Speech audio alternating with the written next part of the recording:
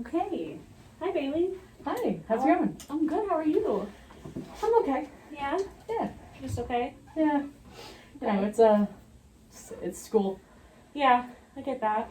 So, last time we talked, you had been having a problem with your suite mate Mhm. who, was not cleaning up the bathroom the way that you had wanted her to and was being very loud during times when you needed to sleep and you were, trying to sleep at like 1 a.m., 2 a.m. Mhm. And what we had left off with you planning on doing was talking to her about it and, coming up with a solution. It seems already like that's not gone well. Yeah, so I think I had mentioned last time, but I can't totally remember. So she works a lot, like, she's working to put herself through school, which is so admirable and is great, but she's just very busy, she has early classes and then she's like working all day and then or has classes and then she like works all night and then she gets in so late and it's just like I never see her in person, like I can never catch her face to face, so I just I always have to text her. Mm-hmm. And every time I text her she either is just like sorry not today or is just like fully ignores my messages. Like I think she has had me on read for like 2 days now. Okay. So I've tried to knock and stuff, but it just mostly she's not home, which it makes sense because like she's busy, and I get it. I'm busy too. Yeah. But it just so I haven't really gotten very far because she hasn't been. I don't know. Yeah. So you're saying that it has not gotten very far because she's just not home to Mhm. have that face to face with? Yeah. Because she's working really hard and she's just not here, or she just flat out ignores you because she doesn't want to hear it over text. Yeah. Okay. Yeah. I mean, I guess I shouldn't say she's like never home, like, because I have seen her a couple times, like, but even when I see her, when I pass her, she just clearly doesn't want to talk, Mm-hmm. which I get, but like, we need to talk, like, this isn't just not gonna happen, Yeah. but I don't know, she's just like very cold about it. Yeah. Yeah. So it seems like, the conversation's just not going to happen because she's cold about it and doesn't really want to talk to you when you do see her. Yeah. Okay. So how are you feeling about it? Has it gotten any, has it gotten any easier to sort of deal with? Has it helped at all that maybe? Yeah, I mean, I had texted her initially, and I had said like, "Hey, we need to talk. Like, can we sit down?" And she had just asked like about what.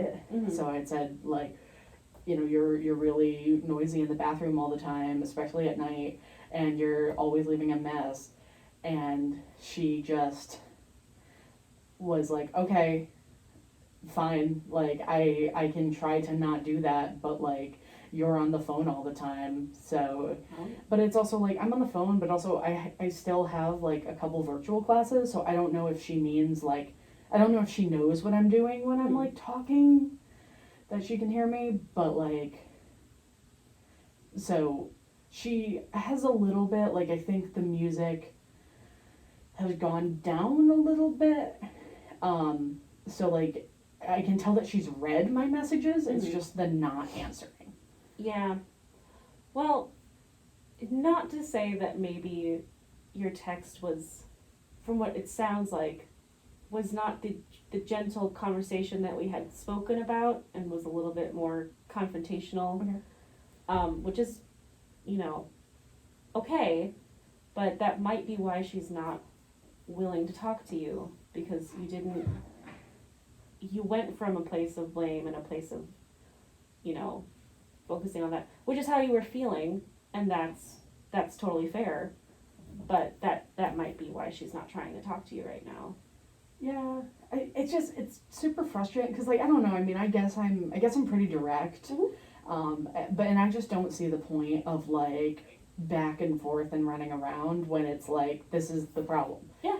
So it's just been annoying to me, I guess, that like anytime I try to talk to her, it's like, she's avoiding it, where if we could just like sit down and get this done, we'd be done and we wouldn't have to keep talking about it. Yeah. Yeah. So I can see why you'd be frustrated since you're more of a direct person and you don't really, beat around the bush, so to say, about issues like this. Yeah. So it has gotten better on the music front. It's not so loud, but she's bringing up other points that you are doing. Yeah. Yeah, it's been not so loud. I mean, she still does, but I think it's not at like full blast anymore. Mm-hmm. Like before, it felt like she was bringing a speaker. Like the floor felt like it was vibrating, and now I think she's just like playing it on her phone, which is fine. I can deal. So yeah, it's been better. I mean, it's still the mess is still there a lot, and I just don't know if she really understands like what I'm seeing. Mm-hmm. But again, I think that just comes back to like I haven't been able to really talk to her about it, because I get that things can like not come across right sometimes, texting, I mean, but I'd rather do this face to face. Yeah. Well, maybe you could text her and say, I'd like to talk about this with you face to face, and I understand that, maybe I went about it more direct than I had intended, or that, it intended to sound. But we could work this out together, more in person if you have some time. Not pushing it off on her, and not totally, saying that you are just over it or anything, but trying to open that communication is going to be the best, way to do this.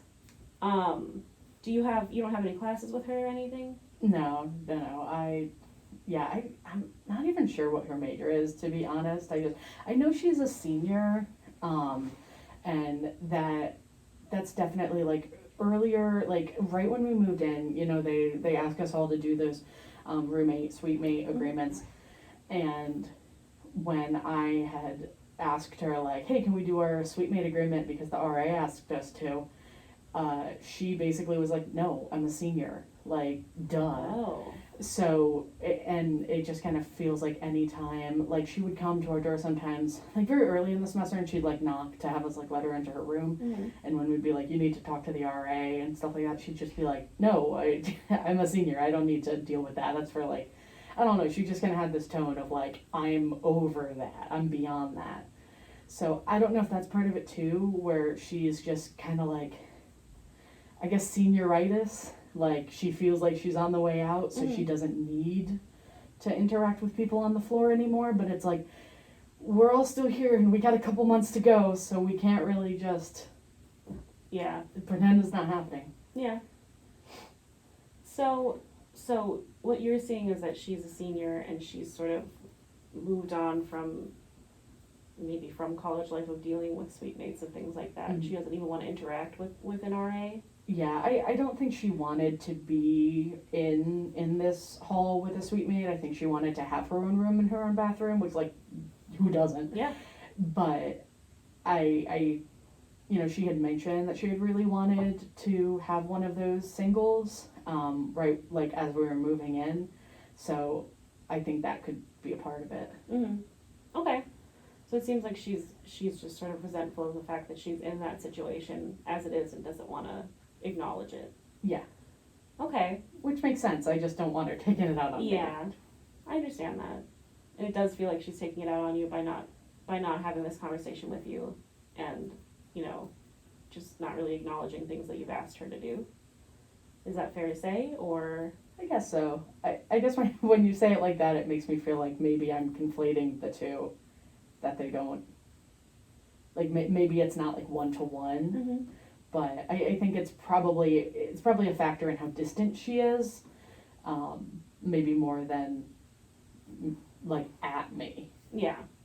And it could very well just be that she's just, very stressed, right? It sounds like she spends almost no time at home because she's so busy, and when she is at home, she just wants to have her time and not have to worry about things like this. Sure.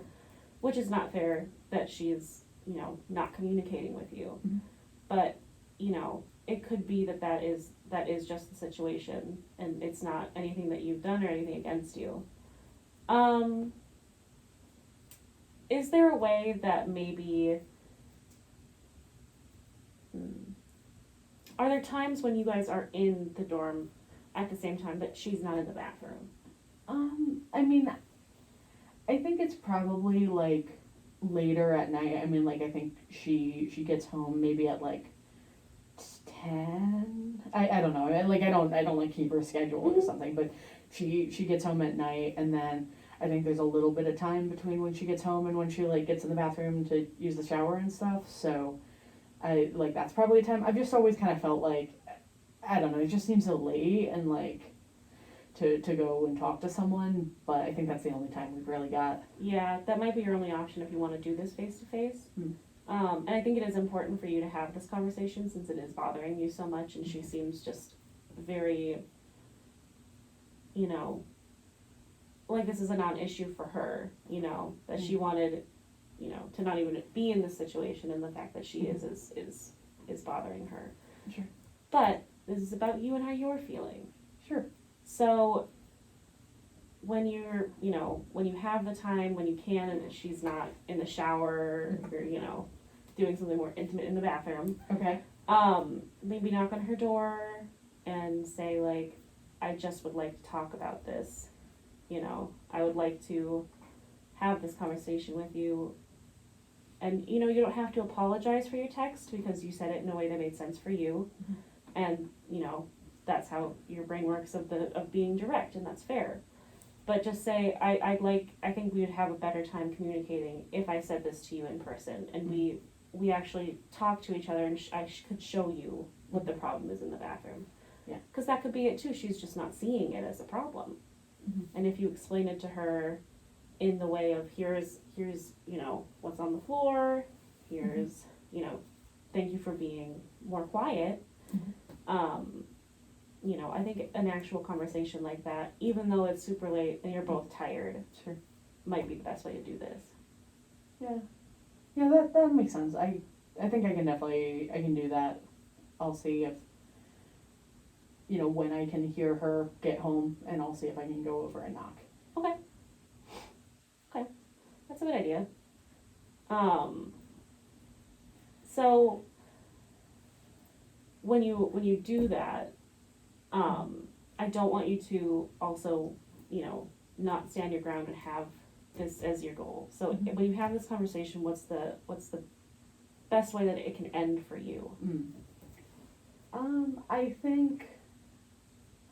think if she would just hear me out, maybe, because that's, like I said, I know that she's been seeing my text, like I have the, like, receipts on, Mm-hmm. but I just don't know if she's, like, getting what I'm saying. So maybe just knowing that she, like, heard what my issue is, and, like, I think it'd be great if I could, like, point and be like, this is the mess, this is the problem. I think that would be best, and then, you know, obviously, it'd be nice if she would also then change her behavior. Yeah. But I guess I'm not as worried about that just because, like I said, she has turned the music down, so I think she'd be willing to work with me, but I just need her to listen to me first. Mm-hmm. Yeah, I think that's our key here, and a good goal for us. So, you know, the next time she's home, you're gonna go, you know, knock on her door and ask to talk to her. Don't demand to talk to her. You know, this is her time. Ask to talk to her about this problem, and, you know, make it clear that you're just trying to communicate with her, and you're not trying to tell her what to do. You're just trying to communicate the problem in a better, more constructive way. Yeah, I think that's a good goal for you. Yeah. Do you feel like that's a good way about this? Yeah, I think so. I guess I'm just worried that, like, she's still not gonna answer. Like, she's either gonna, like, not answer the door or something like that. And I just, like, I don't want to be, like, banging down her door. But I hope it won't come to that. Yeah. And, we're not really gonna know if it's gonna work out that way, because it seems like she's just completely over being in college and being in this, in the hall, but I think that's the best, that's the best step for you to take right now, is to just try to have that conversation. Maybe text her first, Okay. Hey, I just heard that you came out of the bathroom, or I just heard you get home. I'm gonna come over and I really would like to have this conversation with you in person. So that she has a heads up. Even if she doesn't answer, you go over and knock on her door. I'm sure she'd answer the door. And if she doesn't, then, maybe we come back and have another conversation, or you maybe talk to the RA yourself. Sure. That might be the next step too, if this is, a continued problem. Yeah, I could do that. Because I don't want to seem like, oh, I'm trying to get her in trouble or anything by No. talking to the RA. But yeah, if it doesn't get better, we can do that. Yeah, because then, they can open up that line of communication for you of, she has to talk to you that way. Not that it's forced, but it's it's a little bit, someone will be a little bit more open to listening if it's not just you talking, Sure. Okay, so our goals for, the next time we meet, and your goal for when you go and see her again To is go knock on her door, to ask to talk to her, or to text her, knock on the door, and then try to talk to her and show her what's wrong. yes. Okay. All right, I can do that. Thank you. Yeah, thank you. All right.